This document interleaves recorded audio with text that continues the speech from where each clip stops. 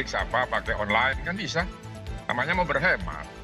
Kan itu untuk memberikan sajian makanan dan sebagainya cukup besar. Itu berapa? Jadi gini, pimpinan tidak boleh memaksa rakyatnya berhemat kalau dia sendiri tidak berhemat gitu loh. Ya, Pak Agus, gladi bersih ini kan dilakukan pada hari ini, nantinya dilanjutkan dengan pelantikan. Apa sebetulnya output dari persiapan ini hingga pelantikan? Apakah dengan rangkaian yang begitu panjang dari kemarin cek kesehatan, kemudian gladi kotor, gladi bersih, bahkan nanti dilanjutkan dengan retret setelah pelantikan ini bisa menghasilkan kebijakan yang baik begitu bagi daerah? Enggak lah, ini malah pemborosan kan. Katanya suruh berhemat. Ini kan apa namanya pesta yang berkepanjangan kan kayak orang nikah 7 hari 7 malam gitu. Kenapa sih bisa aja dilantik? Gitu, perkara mau retret mau apa ya nanti saja. Kan nggak usah gladi bersih biasa aja lah. Maksud saya ini berapa total biayanya? Coba diminta pemerintah declare total biaya pelantikan ini berapa? Gitu. Kan masih banyak katanya suruh berhemat, tidak boleh banyak seremoni ini banyak banget seremoninya. Kalau dan tidak ada jaminan bahwa nanti setelah diretret ya akan keluar kebijakan yang itu kan ini semuanya politik gitu. Jadi tidak bisa dikaitkan dengan masalah retret lah masalah. Ya penyamaan profesi boleh lah kayak kita zaman dulu kuliah ada ospek, oke. Tapi tidak ada jaminan. Ya, Pak Agus, tapi kan memang kemarin Mendagri Tito Karnavian mengatakan bahwa ini justru lebih hemat dibandingkan dengan pelantikan masing-masing di daerah mereka.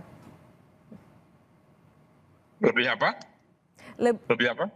Lebih hemat dilantik secara langsung, secara bersama, secara serentak dibandingkan dengan dilantik masing-masing di masing-masing daerah, para kepala daerah ini. Iya, itu makanya saya pengen tahu berapa sih biayanya gitu ya. Kan kalau sudah ada larangan Perpres Inpres 1 itu ya sudah tidak usah pakai seremoni dilantik saja.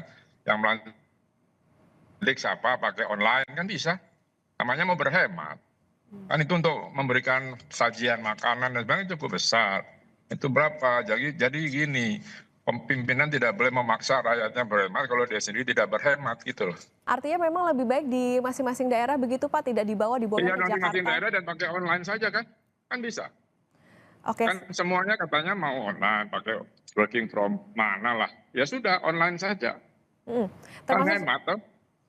ya, termasuk soal retret Pak, seberapa efektif para kepala daerah ini membutuhkan pembekalan nantinya dalam bertugas begitu selama menjabat? Ginilah, ini kan kita lihat saja pimpinan negara ini semuanya kebanyakan politisi bukan teknokrat. Jadi berpikiran yang efisiensi yang apa itu menurut saya tidak yakin itu bisa terjadi. Ya ini seremonial saja. Retret itu memang bagus untuk penyatuan visi dan sebagainya. Tapi begitu dilepas di masing daerah, apakah unsur politik tidak berperan keras di situ dibanding unsur apa namanya teknokrasinya? Karena masyarakat perlu segera ada bantuan bagaimana merescue mereka supaya tidak hidupnya semakin sulit. Bagaimana penyediaan lapangan pekerjaan, apakah bisa dengan retret? Bagaimana penyediaan lapangan pekerjaan yang efektif, di mana banyak orang-orang yang sekarang di PHK bisa bekerja kembali. Bagaimana membangun sekolah sementara uang yang nggak ada, semua dihabisin untuk MBG. Saya sih setuju dengan MBG, tapi apakah anak-anak yang gizinya bagus nanti bisa sekolah kalau sekolahnya tidak ada misalnya? Jembatan penyeberangan tidak ada, harus menyeberang di sungai misalnya.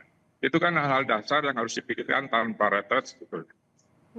Oke, Pak, tapi ada kepala daerah maupun juga kepala daerah yang bisa dikatakan ini menjadi pengalaman yang baru begitu atau nantinya menjadi jabatan yang baru, jadi ada yang bukan petahana begitu Pak. Apakah ini juga perlu adanya retret tersebut?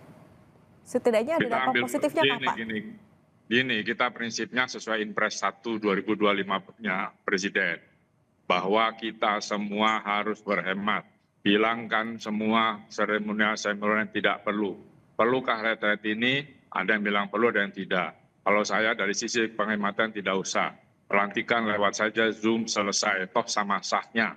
Nanti tinggal yang dilantik ada ulama di sebelahnya yang yang untuk pemberian sumpah dan sebagainya. Cukup singkat dan tidak usah kemana-mana biaya pengamanan, biaya ini itu. Nanti dicari itu siapa itu IO-nya kalau ada dan sebagainya kan. Jadi sekali lagi kita patuh pada Inpres 1 2025 saja.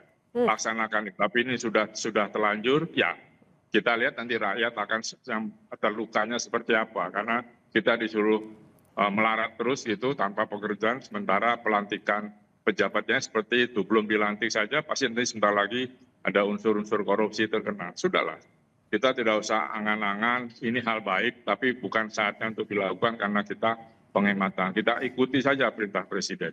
Nah, oke Pak, itu tadi kalau dari segi anggaran dianggap menjadi suatu pemborosan. Tapi apakah ada Pak salah satu sisi positifnya misalnya dalam segi patriotisme, keakraban maupun juga membuat ini jadi satu suara untuk bisa melaksanakan kebijakan dari pemerintah pusat ke daerah? Harusnya bisa, tapi penyakit korupsi siap berpengaruh sangat tinggi. Jadi saya tidak yakin. Saya loh ya, mungkin salah. Silakan yang lain kalau percaya. Oke, baik, ini tentu bisa menjadi catatan bagi pemerintah pusat juga bahwa di saat semuanya dibutuhkan untuk efisiensi dan juga penghematan justru dilakukan pelantikan kepala daerah ini. Tapi tentu yang harapannya adalah bisa menyelaraskan antara kebijakan yang baik dari pusat ke daerah.